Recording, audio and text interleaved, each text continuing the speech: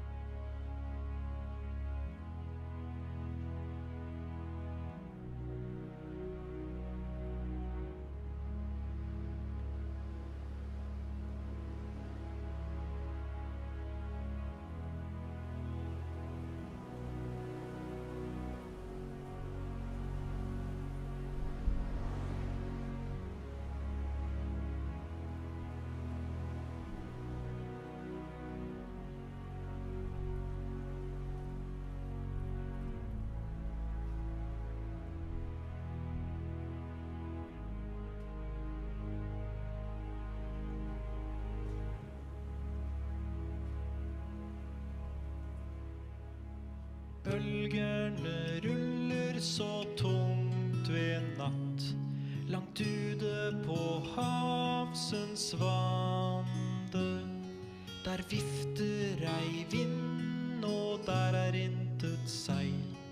Der glimter ei stjerner i sjøens speil, men der driver lig mot strande.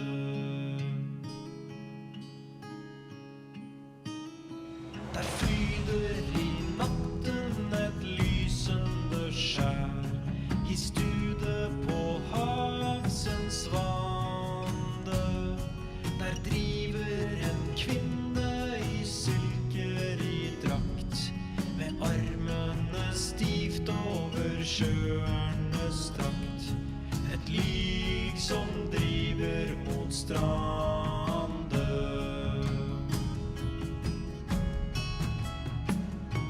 Men rinder da solen ved vinterdag, så rød over havsens vande.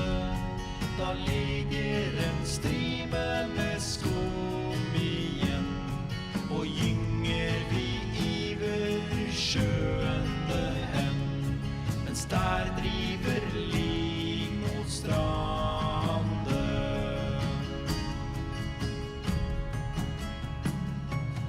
Bølgerne ruller så tungt ved natt, langt ute på havsens vande.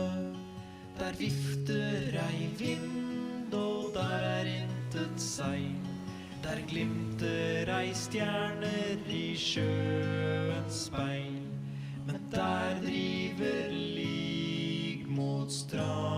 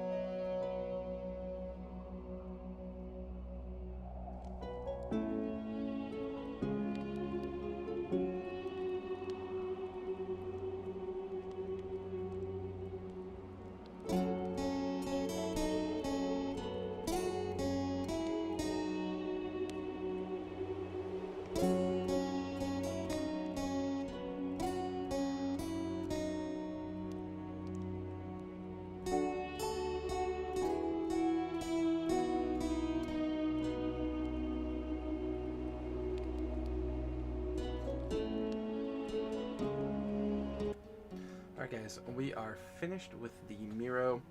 I love how it turned out. This has got to be probably my favorite thing I've painted. So here it is in all of its glory. You can see the red eyes coming through just nice, which I think I ended up changing those from black to red off cam. The tendrils got that grimy look to it thanks to that black wash. The scales really stand out thanks to the black wash. I did redo the sand.